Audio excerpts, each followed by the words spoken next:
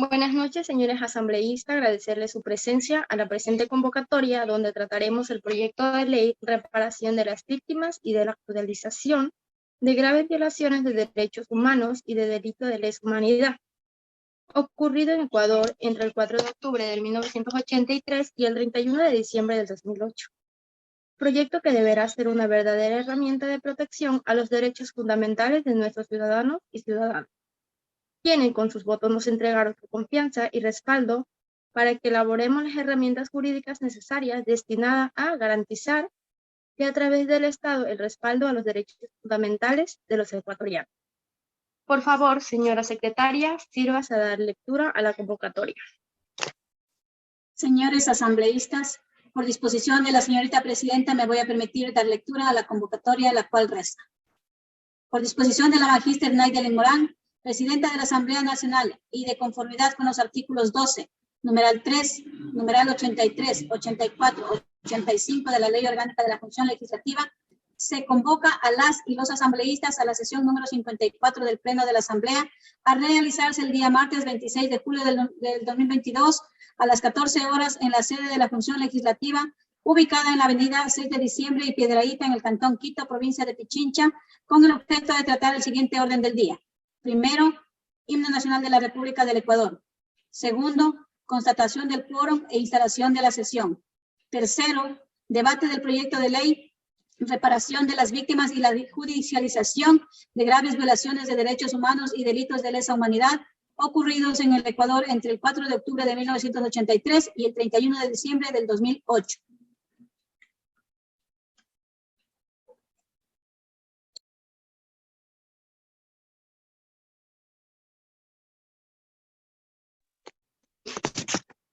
Señores asambleístas, espero que la presente reunión se enmarque en el tema que vamos a tratar. De cara a la aprobación de la mencionada ley, señora secretaria, por favor, sírvase a realizar la constatación del quórum.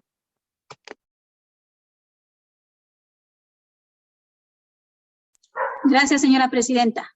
Señores asambleístas, me voy a tomar la asistencia por orden alfabético. Al asambleísta Bajaña Walter. Presente, señora secretaria. Señor asambleísta Harold Andrés Barahona Chicaiza. Presente, señora secretaria. Señorita asambleísta Jessica Caterine Herrera Villacrés. Presente, señora secretaria. El asambleísta Meneses Fernando. Presente, señora secretaria. Señor asambleísta Edison Fabián Navarrete López. Presente, señora secretaria. Asambleísta Richard Darío Apanta Ninasunta. Presente, señora secretaria. Asambleísta Sharon Francesca Vázquez Maliza. Presente, señora secretaria. Señora presidenta Morán Naidelin. Presente, secretaria.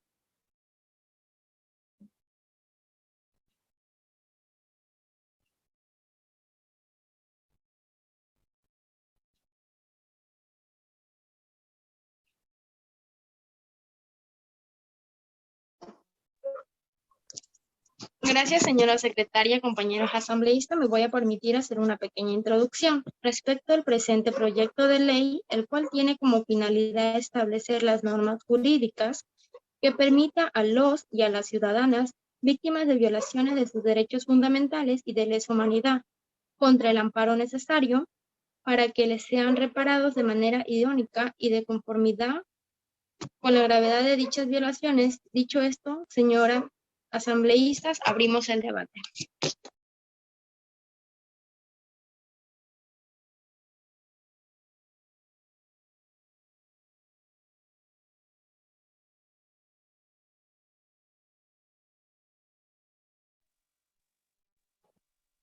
Solicito la palabra, señora presidenta. Señor asambleísta Walter Bajaña, tiene la palabra, por favor. Buenas noches, doctora Naidelin Morán, presidenta de esta honorable Asamblea Nacional, doctora Miriam Aguirre, secretaria de la Asamblea. Un saludo muy fervoroso a ustedes, señores y señoras asambleístas, y de la misma manera a todos los presentes. Es para mí más que un honor y una obligación como ciudadano y a nombre de los miles de compatriotas a quienes represento en esta Asamblea Nacional, exponer exponer la ley llamada Ley para la Reparación de las Víctimas y la Judicialización de Graves Violaciones de Derechos Humanos y Delitos de Lesa Humanidad, dados en el Ecuador el 4 de octubre de 1983 y el 31 de diciembre del 2008.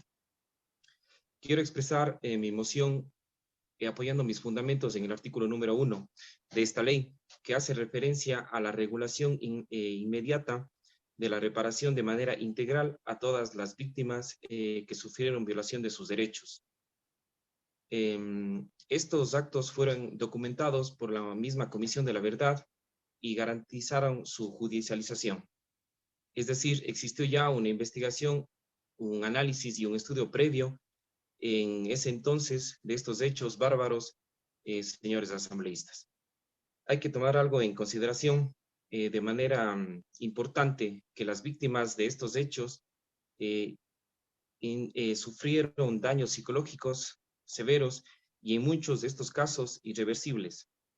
Es de suma y vital importancia la creación de esta ley para que se pueda contar con esta mencionada reparación integral, señores asambleístas. Según lo que reza en el artículo 2, el reconocimiento de responsabilidad del Estado es es decir, el Estado ecuatoriano, que reconoce su responsabilidad sobre todas las violaciones de derechos humanos cometidos hacia las víctimas, documentados por la comisión mencionada anteriormente, y acepta que las víctimas sufrieron la vulneración de sus derechos en contra de su vida, su libertad, su integridad y su dignidad, por lo que este tema y estos actos deben ser expuestos al público y con ello se buscará la aprobación de esta ley, es decir, dejar precedentes para que jamás ninguna otra persona ecuatoriana sea víctima de vulneración de sus derechos. Finalmente, en el artículo 3 indicamos que los principios de reparación integral. Esta reparación, señora presidenta, buscará restituir a las víctimas sus derechos fundamentales como personas que todos y cada uno de los ecuatorianos poseemos. Las indemnizaciones materiales y también las inmateriales, así como rehabilitaciones de sus derechos violentados, serán restituidos de manera inmediata. Hasta aquí mi intervención, señora presidenta. Muchas gracias. Muchas gracias, señor asambleísta Walter Bajaña, por su intervención. Damos la palabra a la compañera asambleísta Jessica Herrera. Buenas noches, estimada presidenta Naideli Morán, señora secretaria Miriam Aguirre, compañeros asambleístas, pueblo ecuatoriano. Yo, asambleísta número 2, en este pleno quiero expresar mi desacuerdo con el presente proyecto de ley. Debido a que como primer punto el artículo 1 se manifiesta sobre el objeto de la misma, señala un tiempo único y determinado para esto. El análisis y reconocimiento de las víctimas de graves violaciones de los derechos humanos y delitos de lesa humanidad, cuando los mismos se han desarrollado a lo largo de la historia de nuestro país. Me parece justo que puedan ser judicializados todos los casos sin un periodo determinado. El artículo 2, que señala el reconocimiento de la responsabilidad del Estado, la misma que exigirá el uso de recursos no solo económicos, sino también recursos humanos, mismos que considero deberían ser apoyados a través de un marco de cooperación internacional que permite el desarrollo de los procesos que conllevan los mencionados en este proyecto de ley. Además, el artículo 13 manifiesta sobre el principio de reparación integral, mismo que supone remediar totalmente el perjuicio o daño causado. El origen de la reparación integral lo encontramos en el derecho internacional humanitario, pues este surge como una parte de la lucha contra la impunidad y se deriva de la obligación general que tienen todos los estados de respetar y hacer respetar los derechos humanos, pues sin duda es un deber del Estado y un derecho irrenunciable de las víctimas.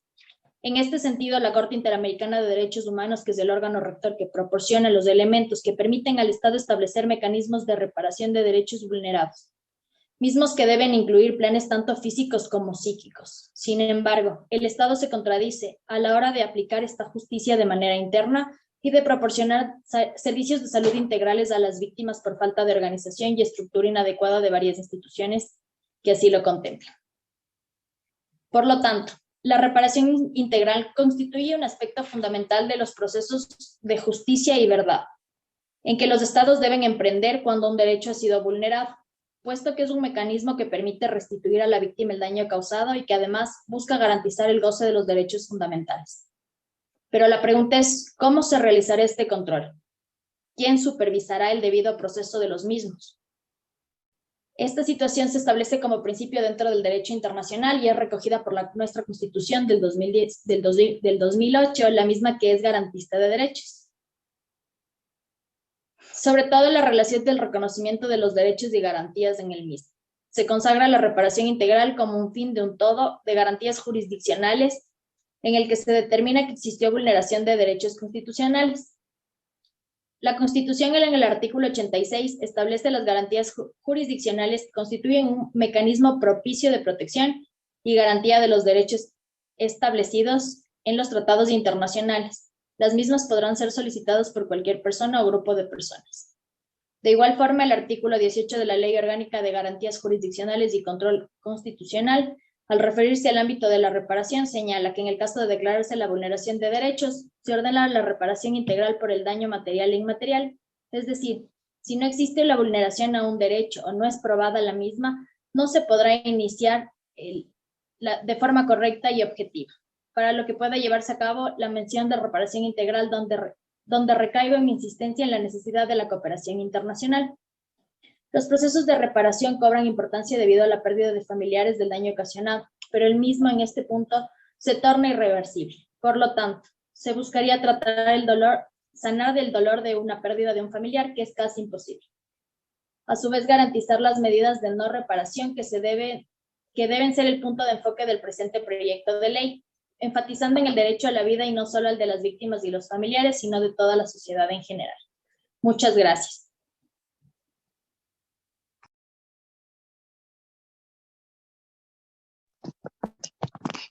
Muchas gracias, señora asambleísta Jessica Herrera, por su intervención. Damos paso al asambleísta Darío Tapanta.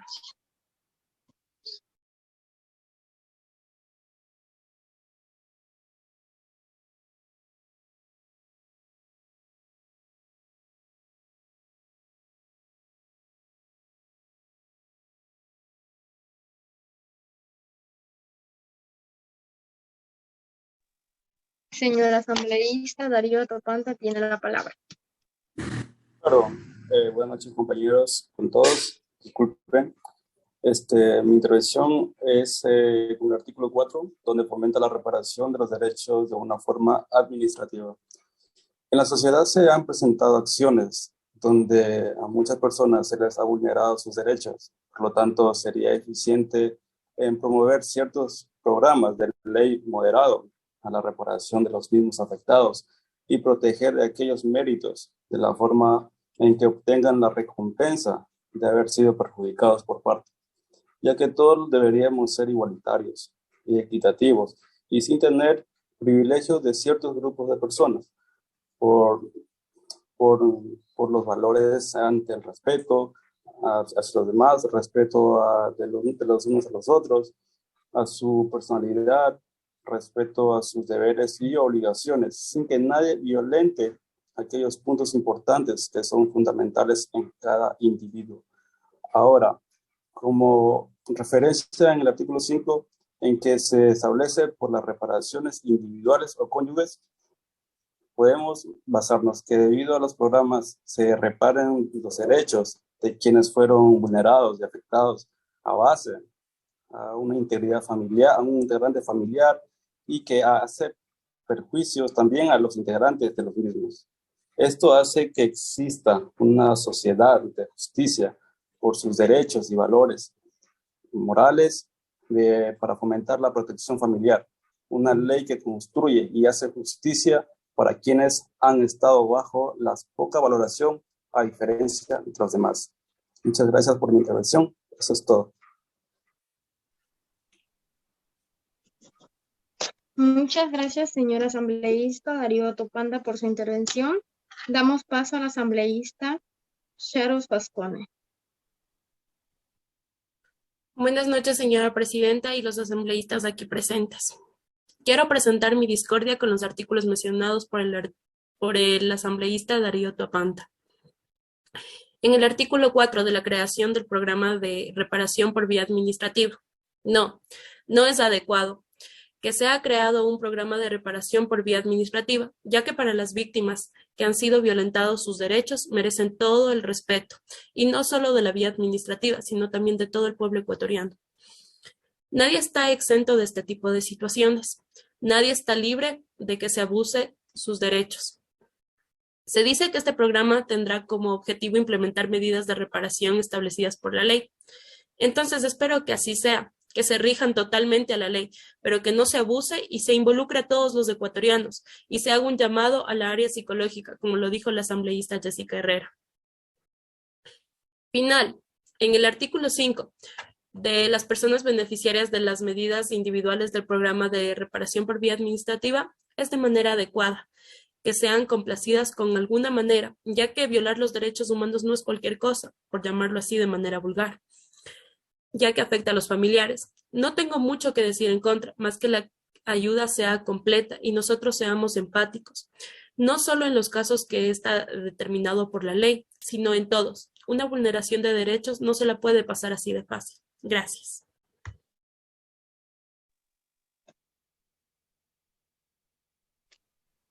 Gracias.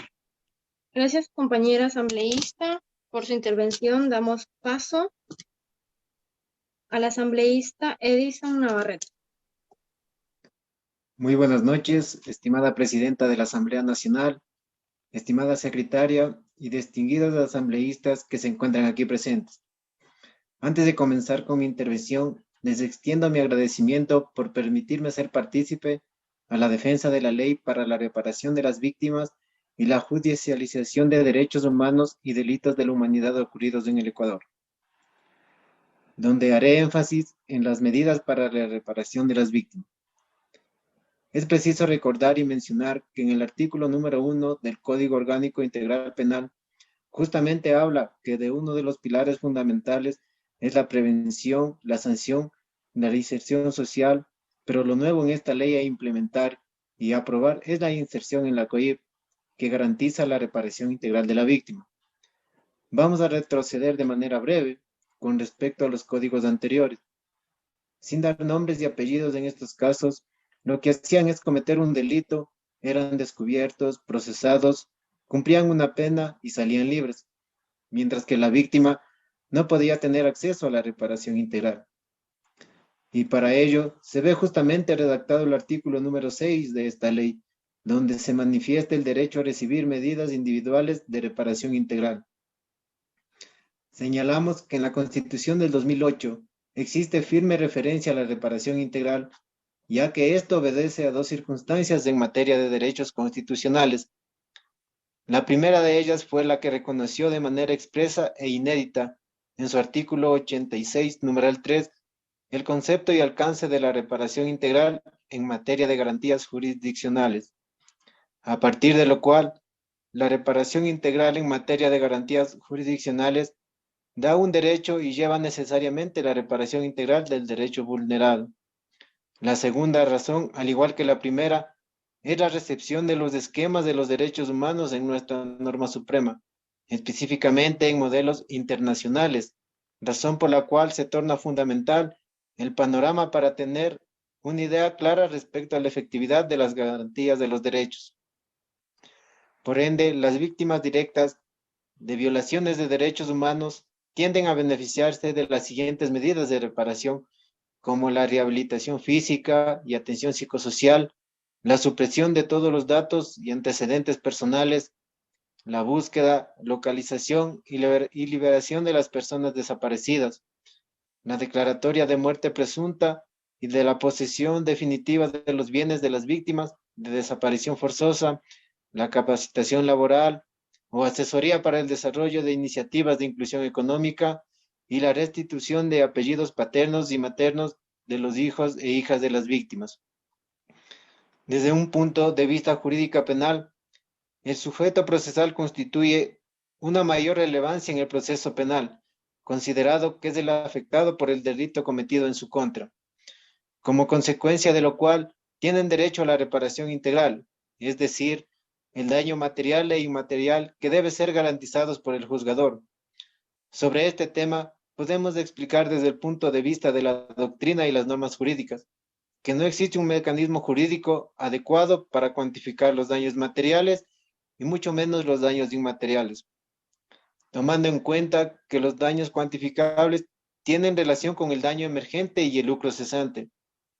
En tanto, a los inmateriales tienen relación con el daño moral ocasionado a la víctima como consecuencia de la infracción, por lo que una vez determinados los elementos sobre la reparación integral, se posibilita analizar jurídicamente la situación problemática sobre el tema materia de esta investigación, por lo que finalmente se alcanza una comprensión completa sobre el tema en base a la descripción de los componentes que tienen relación con la reparación material e inmaterial, por lo que la reparación integral, como concepto básico de las decisiones constitucionales, ha tenido múltiples referencias, principalmente desde el derecho internacional de los derechos humanos, las cuales han sido asimiladas en el plano normativo y jurisprudencial por el Estado ecuatoriano a partir del cambio del modelo constitucional.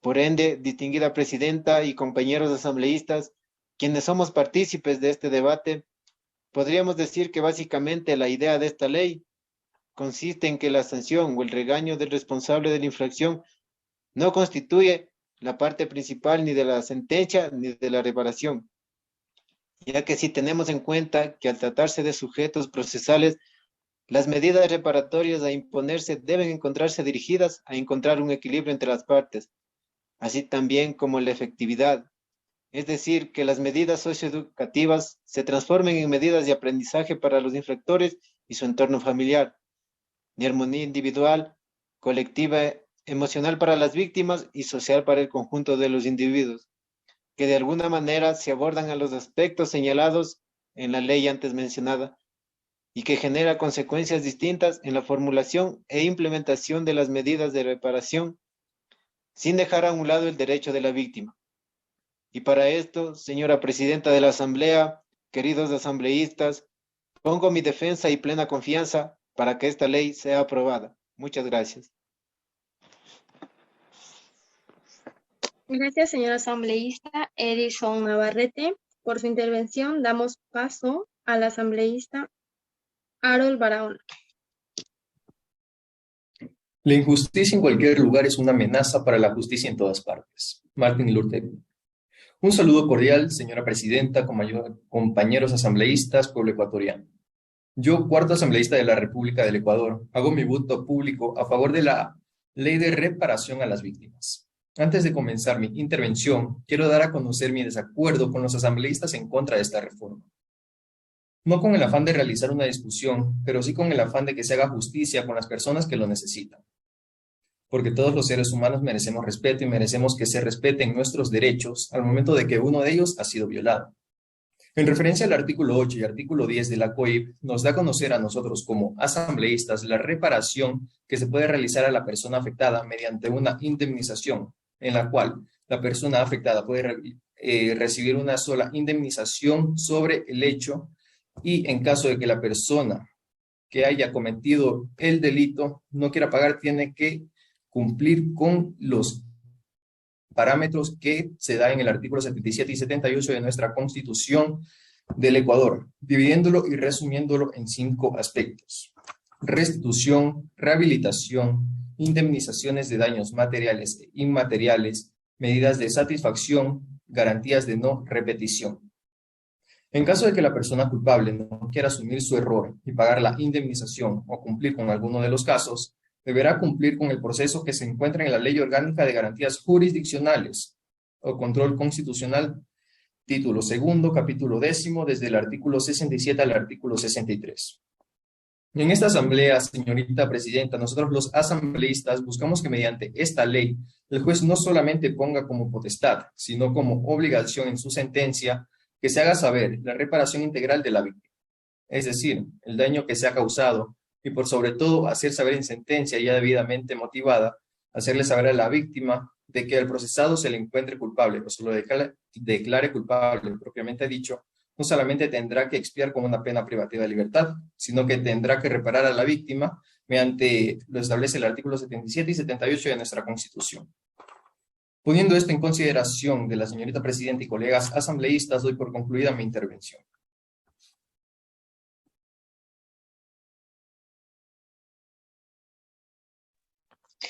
Muchas gracias, señor asambleísta Harold Barahona, por su intervención. Damos paso al asambleísta Fernando Meneses. Buenas noches, distinguida presidenta, distinguida secretaria. Buenas noches, estimados asambleístas. Estamos de acuerdo en que la creación de esta ley busca la reparación integral de las personas que fueron víctimas y sus familiares. Dentro de este debate, al contemplar la vía administrativa, dentro de la vía administrativa se necesita que un ente sea el que lo controle. Este ente es la Defensoría del Pueblo, quien puede crear dentro de su estructura institucional la Dirección de Reparación y Prosecución de Acciones Judiciales u otra instancia administrativa para este fin.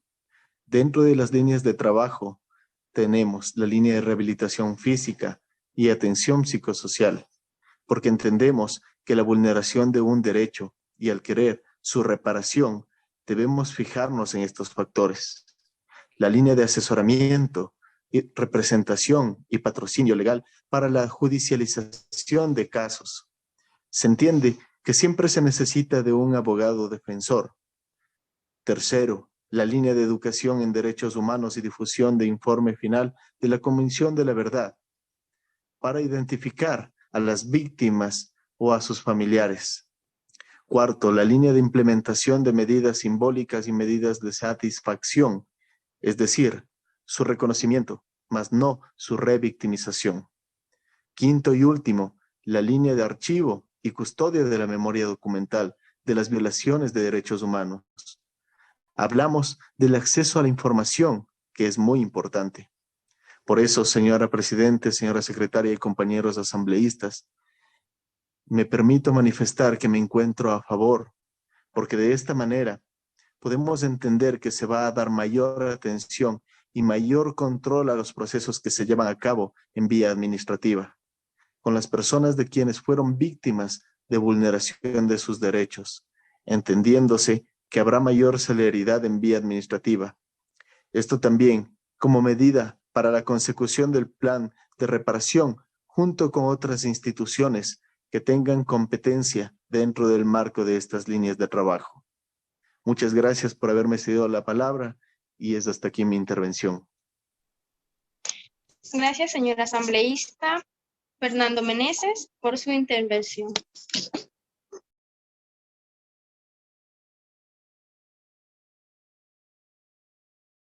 Solicito la palabra, señora presidenta. Señor asambleísta Walter Bazaña, tiene la palabra. Continúe, por favor. Compañeros asambleístas, me permito lanzar a moción para que esta ley sea aprobada, la ley para la reparación de las víctimas y la judicialización de graves violaciones de derechos humanos y delitos de lesa humanidad dados en el Ecuador el 4 de octubre de 1983 y el 31 de diciembre del 2008.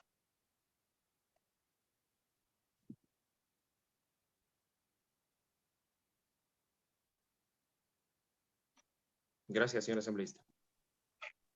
Señor asambleísta Fernando Meneses, tiene la palabra. Continúe, por favor. Señora Presidenta, yo respaldo totalmente la moción emitida por el compañero asambleísta Walter, debido a que estamos en el debate de un proyecto de ley enfocado a cierto grupo, es decir, las víctimas y sus familiares, a los cuales les fueron violados sus derechos. Lo que se busca es la responsabilidad del Estado y la reparación integral de este grupo de personas. Muchas gracias. Señores asambleístas, una vez que hemos escuchado a cada uno de los ponentes, en los cuales se nos ha hecho conocer las ventajas y las desventajas del presente proyecto de ley, el doctor Walter Bazaña, asambleísta de este cuerpo colegiado, ha presentado una moción para que el presente proyecto de ley sea aprobada. Moción que ha sido apoyada por el asambleísta Fernando Meneses, por lo tanto, la moción se halla calificada. Señores asambleístas, a continuación, la señora secretaria presentará el voto de cada uno de los asambleístas.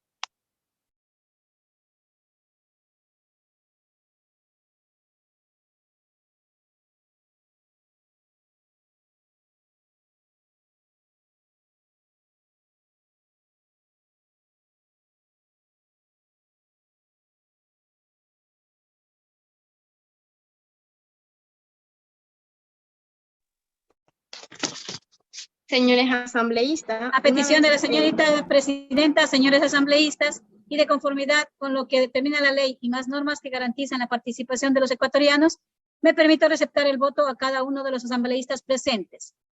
Señor asambleísta Bajaña Orellana Walter, su voto, por favor. Mi voto es sí, señora secretaria. Señor asambleísta Harold Andrés Barahona Chicaiza. Estoy a favor, señor secretario. Señorita asambleísta Jessica Caterina Herrera Villacrés, su voto, por favor. Mi voto es en contra, señora secretaria. Señor asambleísta Meneses Fernando. Mi voto es a favor, señora secretaria. Señor asambleísta Edison Fabián Navarrete López, su voto, por favor. Mi voto es a favor, señora secretaria. Gracias. El señor asambleísta Richard Darío Toapanta Ninasunta, su voto me ayuda, por favor. Mi voto es a favor, señorita secretaria. Señorita asambleísta Sharon Francesca Vázquez Maliza, su voto, por favor. Mi voto es en contra. Señorita presidenta Morán Naidelin, su voto, por favor. Mi voto es a favor, señorita secretaria. Señora presidenta, señores asambleístas, el presente proyecto de ley ha obtenido 5 votos a favor y 2 votos en contra. Por lo tanto, señores asambleístas, señorita presidenta, el proyecto de ley se aprueba por mayoría. Proyecto de ley que entrará en vigencia inmediatamente después de su publicación en el registro oficial.